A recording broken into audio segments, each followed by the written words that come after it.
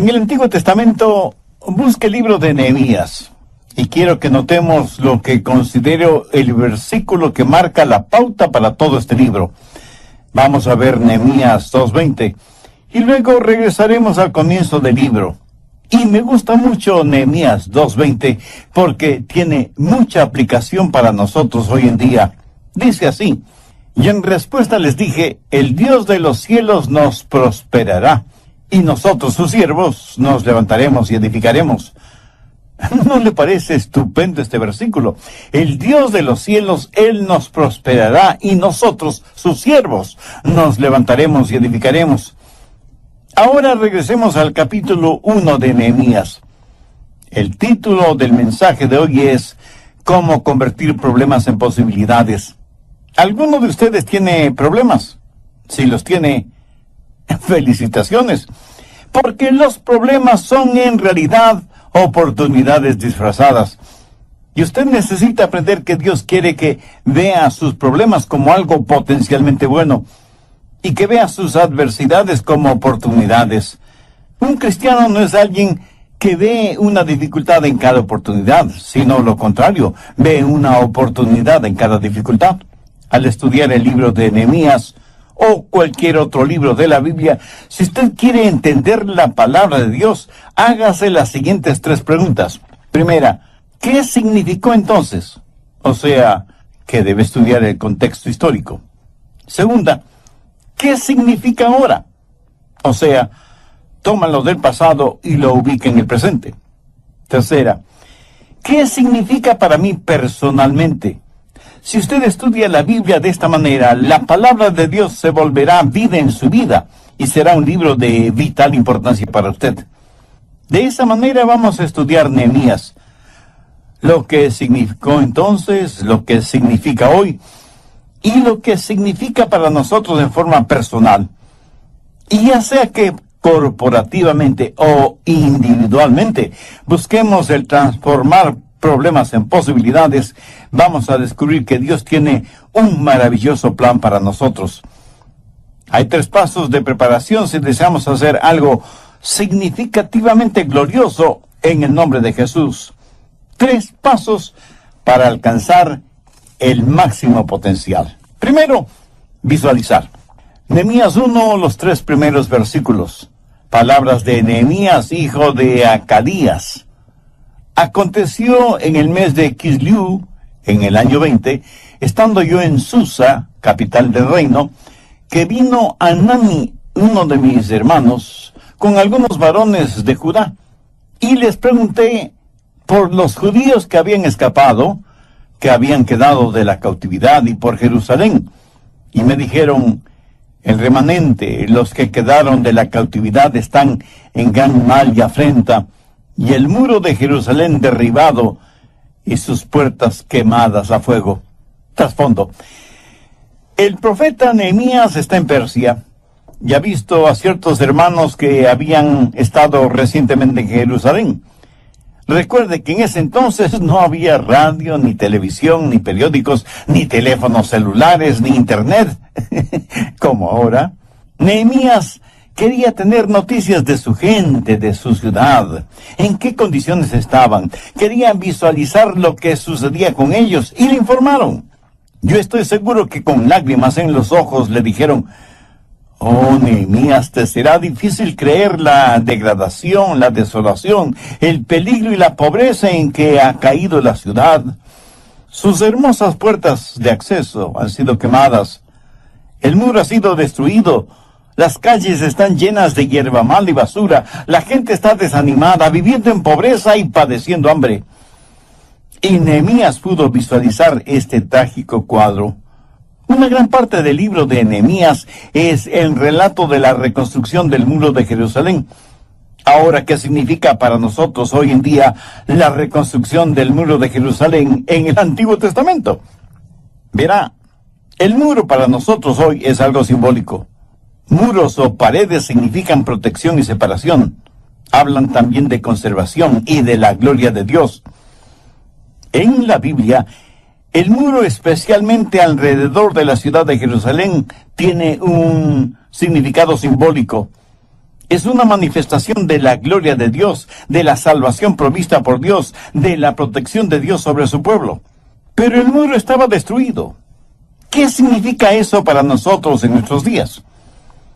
Que estamos llamados a reconstruir algunos muros destruidos. Y quiero que piense conmigo en lo siguiente. En la actualidad tenemos algunos muros que están o resquebrajados o completamente destruidos. Por ejemplo, el muro de la seguridad nacional. Tenemos que reconocer que nuestros países están en peligro. No crea que porque su país es pequeño y sin ninguna influencia internacional está libre de peligro. En general, estamos marchando desaprensivamente por el camino que conduce a Sodoma y Gomorra, y creo que la ira de Dios es inminente, a menos que como individuos y como nación nos arrepintamos y pidamos perdón a Dios. Estamos perdiendo imperceptiblemente en nuestras libertades día a día. ¿Será necesario que perdamos todas nuestras libertades para que las apreciemos? En 1808, el político irlandés John Philpot Curran dijo: la vigilancia eterna es el precio de la libertad.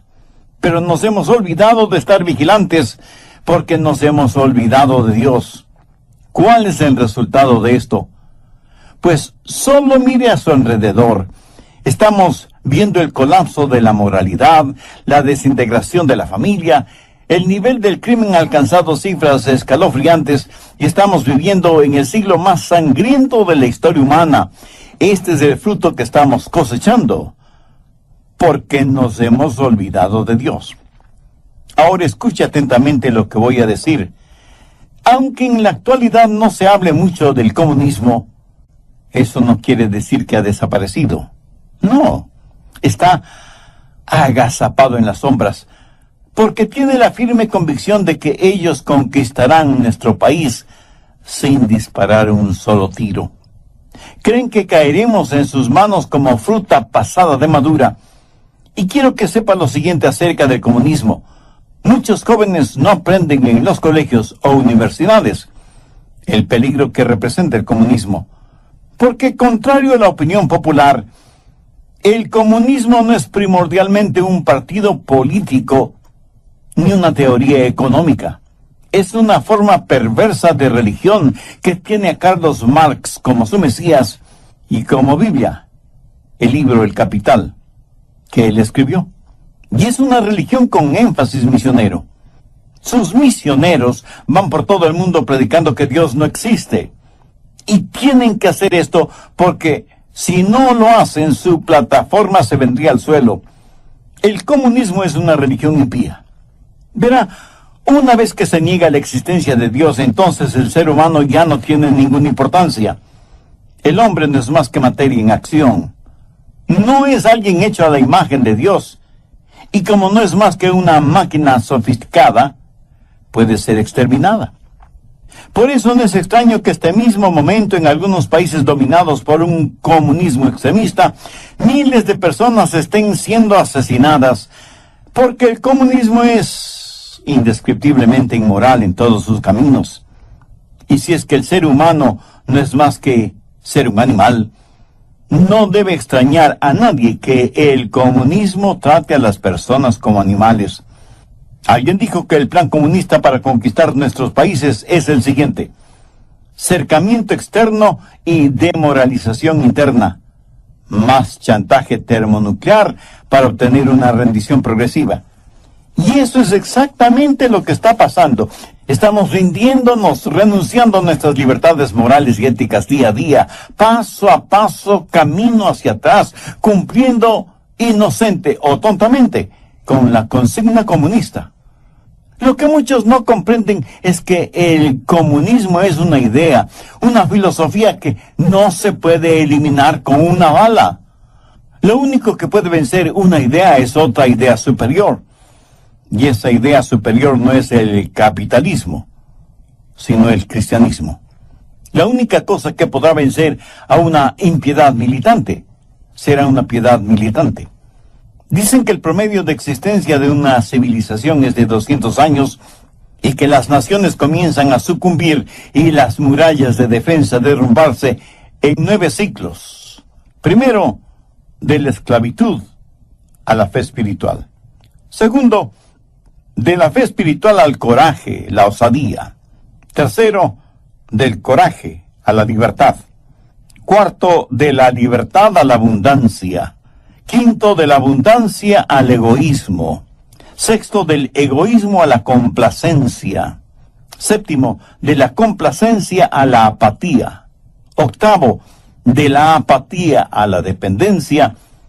Y noveno, de la dependencia, de regreso a la esclavitud. Creo que en términos generales, nosotros nos encontramos entre los ciclos 7 y 9, y las paredes se derrumban, y necesitamos reconstruirlas para defender nuestra vida espiritual y nuestra nación. Armamento bélico tenemos más que suficiente, pero ya casi no tenemos armamento espiritual. Muchos países del mundo son áreas de desastre debido a inundaciones, huracanes, terremotos, deslizamientos. Eso en lo físico, lo material. En lo moral, hace 100 años, solo el 3% de los matrimonios terminaba en divorcio. En la actualidad, más del 60% de los matrimonios terminan en divorcio. ¿Se dan cuenta? En 100 años, el porcentaje de hogares destruidos ha ido del 3% al 60%. Las paredes morales casi han desaparecido. Tanto es así que hay un poderoso movimiento socioliberal que proclama que el divorcio es bueno y que en última instancia no son los padres los que deben encargarse de la educación y la formación moral y espiritual de los hijos, sino agencias y personas especializadas. Lo que están diciendo con esto es que quieren hacerse cargo de nuestros hijos, de nuestros nietos, para indoctrinarles y lavarles el cerebro para que estén listos a funcionar en la nueva sociedad que ya está siendo creada. Y tenemos que visualizar todo esto. No podemos ser como el avestruz enterrando nuestra cabeza en la arena, como si por eso la realidad dejara de ser realidad. Las paredes de la decencia se están destruyendo. Antes el material pornográfico solo se lo vendía en ciertos lugares de dudosa apariencia. Hoy encontramos material pornográfico en cualquier lugar de revistas, en librerías, en los aeropuertos y en la actualidad en la internet, por supuesto. Ya nada nos sorprende ni nos llama la atención. Y aquello que antes nos hacía sonrojar, viéndolo en los demás, hoy nos divierte. Lo que era malo hasta hace unos pocos años atrás, ahora es bueno y aceptable. Y pavimenta así el camino para las cosas peores que vendrán en el futuro desde el punto de vista moral y ético. Tal parece que ya hemos llegado al fondo del tacho de la basura moral y espiritual. Y sin embargo, la mayoría de personas hacen bromas y se burlan de los mandamientos de Dios, especialmente el que dice que no debemos cometer adulterio. En nuestros días hemos aceptado la pornografía como una cosa natural, y eso asusta. Y la gente dice, pues no hace ninguna diferencia, la pornografía no afecta a nuestros hijos ni a nuestro matrimonio. Con todo respeto, pero tengo que decirlo. Es una estupidez el decir que la pornografía no afecta a nuestra mente. Proverbios 6, los versos 27 y 28 dicen, ¿tomará el hombre fuego en su seno sin que sus vestidos ardan? ¿Andará el hombre sobre brasas sin que sus pies se quemen? Escúcheme, ¿puede una persona comer solo basura sin que su salud sea afectada? Dicen que lo que nosotros o nuestros hijos miran en el cine o en la televisión no nos afecta en nada. Si eso es cierto, ¿por qué la industria y el comercio invierten millones de dólares en propaganda si las personas que miran y escuchan esas propagandas no van a ser afectadas o influenciadas de ninguna manera? ¿Por qué poderosas empresas pagan millones por un minuto de propaganda de sus productos en la televisión si saben que eso no afectará en nada a los televidentes? Por supuesto que somos afectados por lo que escuchamos y por lo que vemos, ya sea que se trate de productos alimenticios, de automóviles nuevos, de físico-culturismo, de televisores de alta definición y principalmente de sexo. De hecho, lo que vemos nos está molestando porque aquello que estimula nuestra mente determina lo que somos. No en vano las murallas de la decencia moral están prácticamente en escombros. ¿Se ha percatado lo que está sucediendo en el sistema educativo? Hemos permitido que se prohíba la oración en las escuelas, o sea, hemos sacado a Dios de los centros educativos. Con Dios y sus palabras fuera de las aulas, se abrieron las puertas para el evolucionismo, el homosexualismo, el libertinaje sexual, el aborto, las enfermedades venéreas, la violencia, las drogas. Para poder poner en vigencia todas estas cosas, era necesario sacar a Dios y prohibir su palabra. Reconozco que probablemente hay profesores y profesoras que quieren enseñar a sus alumnos a que hagan lo correcto. Pero en nuestro mundo moderno, ¿quién determina lo que es correcto o incorrecto? Solamente Dios puede hacerlo. Por eso, como individuos y como nación, debemos retornar a Dios. ¿Cómo podemos gobernarnos moralmente? A menos que volvamos a pararnos sobre bases morales permanentes y no sobre una moral relativa que cambia de generación en generación de acuerdo a intereses o deseos personales. En el Salmo 11:3 leemos: si fueren destruidos los fundamentos, ¿qué ha de hacer el justo? Las murallas de la moral, de la decencia, de la doctrina están poco menos que en escombros. Debemos retornar a Dios. Con todo mi corazón, creo que no hay error tan grande que no pueda ser corregido, pero necesitamos una generación de pastores, de predicadores, que puedan declarar sin temor ni temblor: así dice el Señor. Necesitamos ministros que prediquen la infalible y eterna palabra de Dios con y por convicción, no por conveniencia. En el programa anterior mencioné que hay 3 pasos de preparación si deseamos hacer algo significativamente glorioso en el nombre de Jesús. Y hablé del primer paso, que es visualizar, o sea, imaginar en la mente, ver con la mente algo que no se ha realizado o que está distante. Y eso es lo que pasó con Nehemías. En relación con Jerusalén, él estaba en Susa, en Persia, y recibió noticias de que los muros de Jerusalén estaban destruidos y las puertas quemadas. Y dije que por analogía, hemos permitido que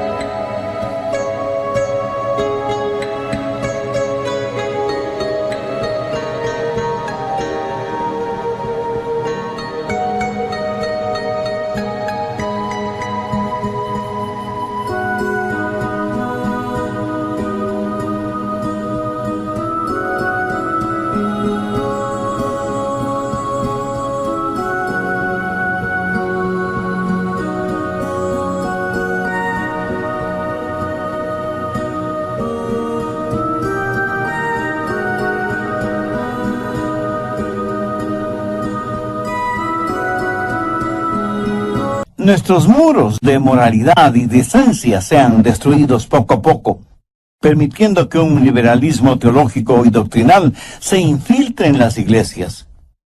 Por eso en algunas iglesias ya no se predica en realidad la palabra de Dios, sino el pensamiento de los hombres. Desde algunos púlpitos se hace más y más énfasis en que nosotros somos los capitanes de nuestro propio destino, que depender de la seguridad de las promesas de Dios. El tema de predicación actual parece ser la tolerancia. Y aunque lo que dicen suene muy bonito y atractivo, no es bíblico. Pero muchas personas, aún creyentes, piensan que en verdad debemos ser tolerantes. Mi amigo, si usted piensa así, está en su derecho. Siga siendo tolerante y terminará tolerando todo, hasta lo intolerable. Continuemos. Antes de que malinterprete lo que acabo de decir, permítame aclarar algo.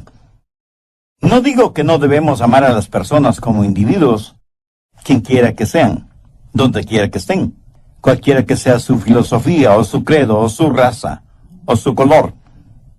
Deben ser amadas porque Jesús las ama, sin que importe quiénes sean. Pero no debemos tolerar filosofías o credos o enseñanzas impías que minimizan quién es Dios y destruyen las fibras espirituales, éticas y morales, no solo de las personas, sino también de las naciones. Segundo paso, agonizar. Nehemías 1:4. Cuando oí estas palabras me senté y lloré, e hice duelo por algunos días, y ayuné y oré delante del Dios de los cielos. ¿Qué clase de oración fue esa? Fue una oración de contrición. Fue una oración en donde Nehemías lloró amargamente e intensamente por su ciudad. En nuestro mundo moderno parece que ya nos sentimos con esa intensidad. Ni las gentes, ni las iglesias, ni las naciones oran y lloran. Hemos perdido hasta la capacidad de sonrojarnos. ¿Cuándo fue la última vez que usted tuvo o estuvo en una vigilia de ayuno y oración? ¿Cuándo fue la última vez que usted lloró por el alma de una persona no salva? En la actualidad oramos sin lágrimas, damos sin sacrificio, y el ayunar es casi desconocido, aún entre gente religiosa. Entonces no debe llamarnos la atención el que sembremos y nada cosechemos. Llorar, orar, ayunar, buscar afanosamente el rostro de Dios es una virtud que se ha perdido.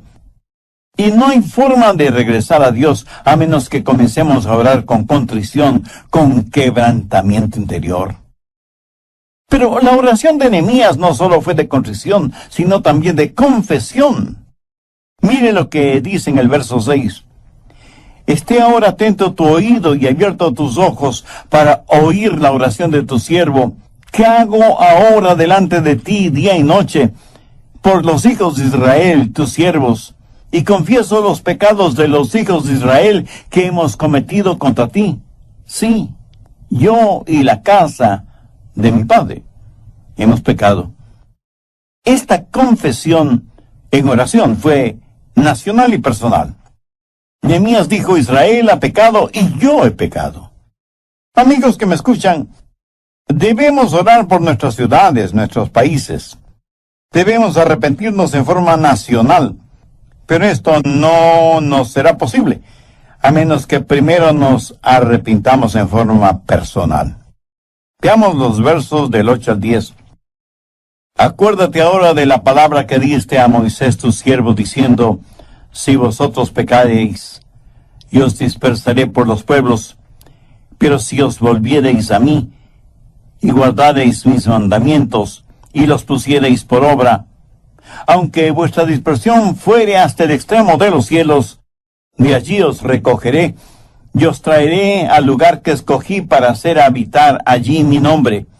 Ellos pues son tus siervos y tu pueblo, los cuales redimiste con tu gran poder y con tu mano poderosa.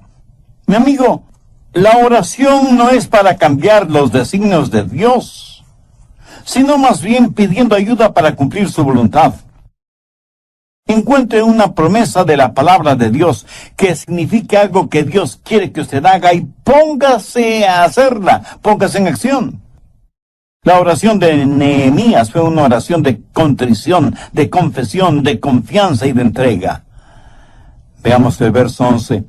Te ruego, oh Jehová, esté ahora atento tu oído a la oración de tu siervo y a la oración de tus siervos, quienes desean reverenciar tu nombre.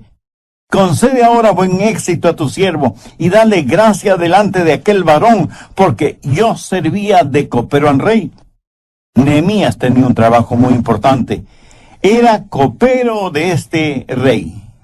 Un rey rico, importante, y se daba el lujo de tener un copero que todos los días venía trayendo para el rey vino y deliciosos bocaditos. Ser copero del rey era un trabajo muy importante y muy bien remunerado, porque tenía que estar con el rey siempre, aun en los momentos más personales, a menos que el rey manifestara lo contrario.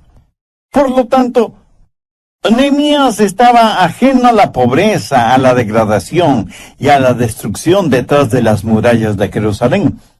Estaba cómodo y tranquilo en el palacio, desempeñando fiel y honestamente su trabajo. Pero Dios tenía planes especiales para él. Cuando Nehemías tuvo noticias de lo que sucedía en Jerusalén, se dijo: por la gracia de Dios voy a involucrarme en esa obra. Dios, sé que me estás llamando y sé que prosperarás la obra que me has confiado. No me importa abandonar la comodidad, riqueza e influencia que tengo aquí en el palacio. Quiero entregarme por completo tu voluntad. Tercer paso, organizar. La gente a veces se vuelve tan espiritual que fracasa en hacer cosas prácticas. Lo extraordinario de Nehemías es que él fue profundamente espiritual.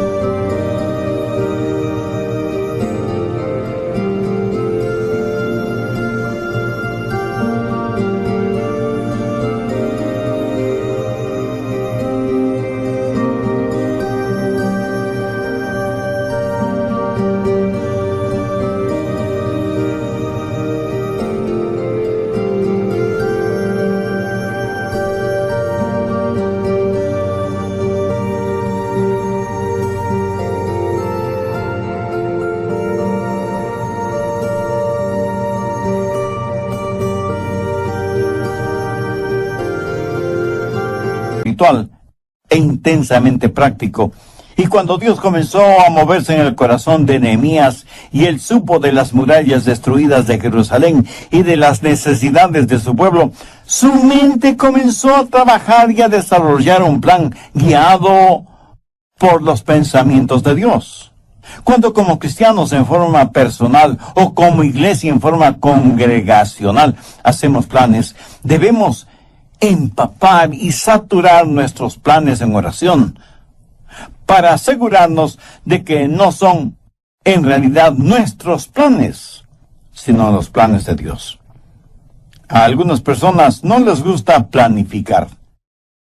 De hecho, muchas piensan que si usted es muy organizado, no es espiritual. Escúcheme, usted no es espiritual si es un desorganizado.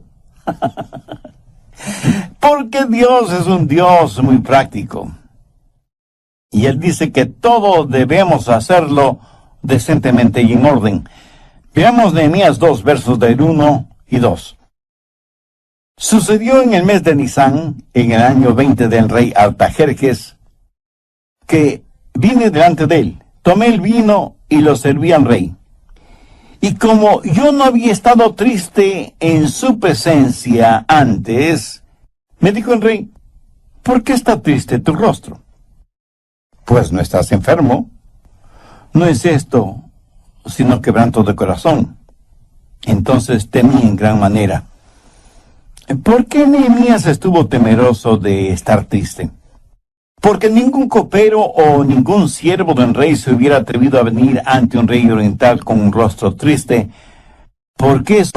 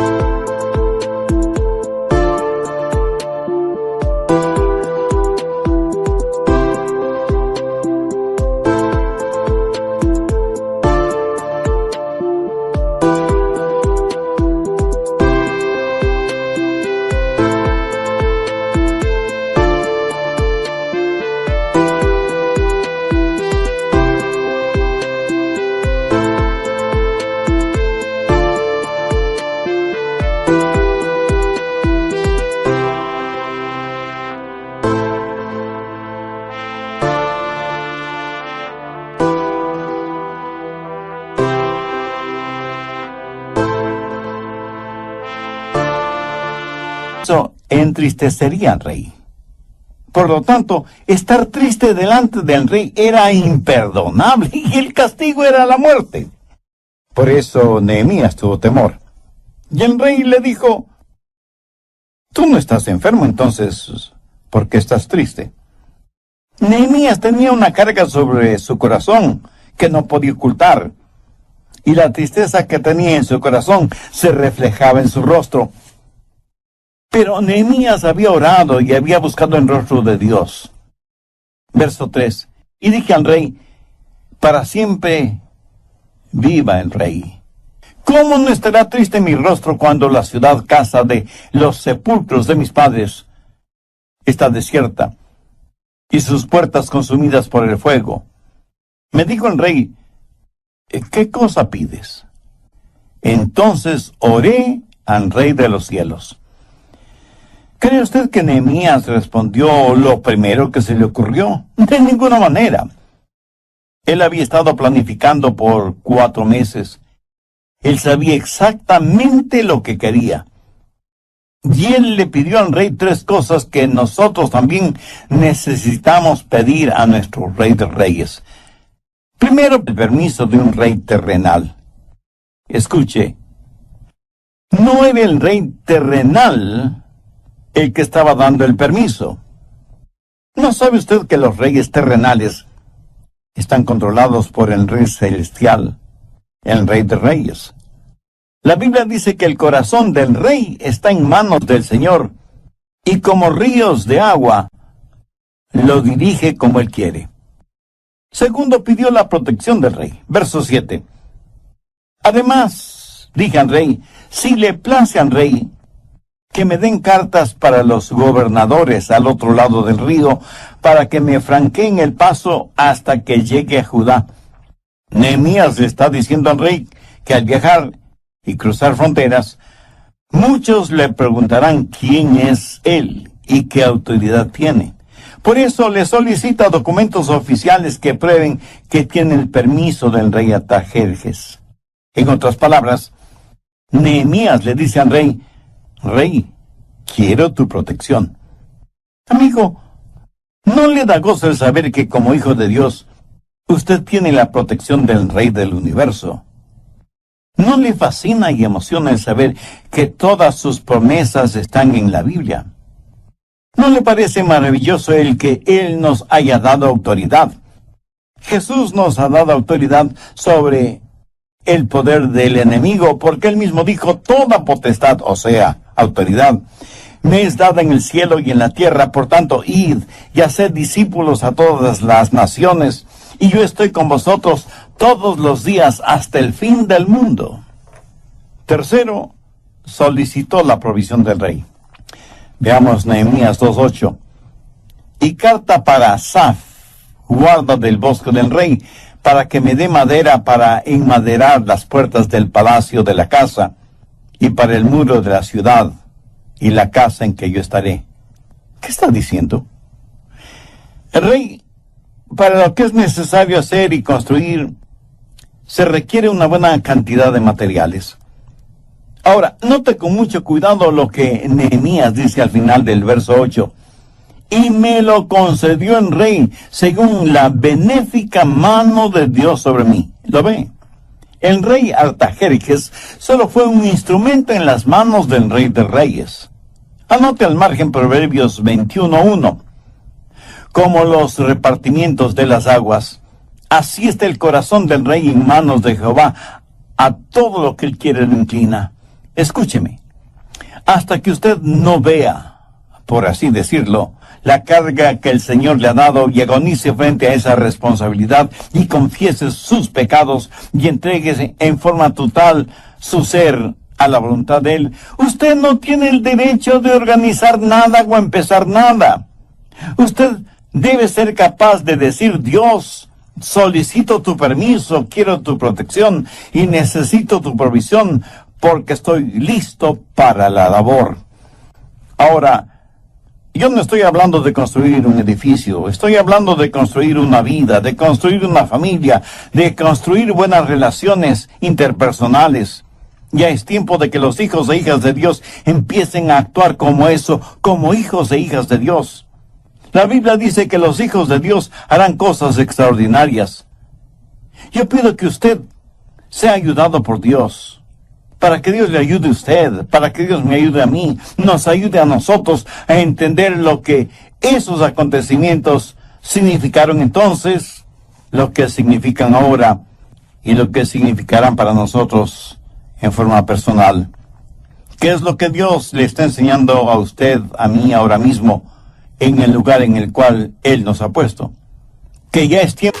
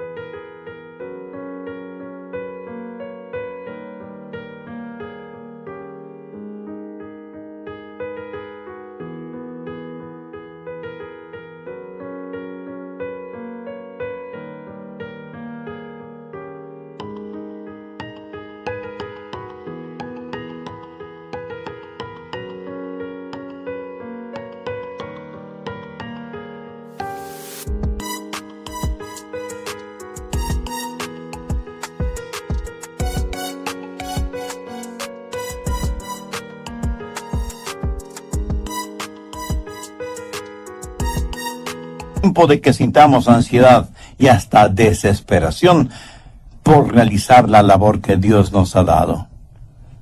Voy a orar una pequeña oración y le invito para que usted ore también conmigo si es que aún no tiene a Cristo como su Salvador. Ore con sus propias palabras, pero ore con convicción, con fe, sinceramente. Eterno Dios, gracias por darme este impacto espiritual por medio del mensaje de tu palabra. Y reconozco que hasta ahora solo he vivido un ritual religioso, no una relación de compromiso contigo. También sé que soy pecador y que necesito de tu gracia y tu misericordia. Querido Señor Jesús, tú sacrificaste tu preciosa vida en la cruz del Calvario como pago por la culpa de mis pecados para perdonarme, limpiarme, salvarme y darme vida abundante. Hoy te recibo como mi Salvador y mi Señor. Hazme la clase de persona que tú quieres que sea. Lo pido en tu santo nombre.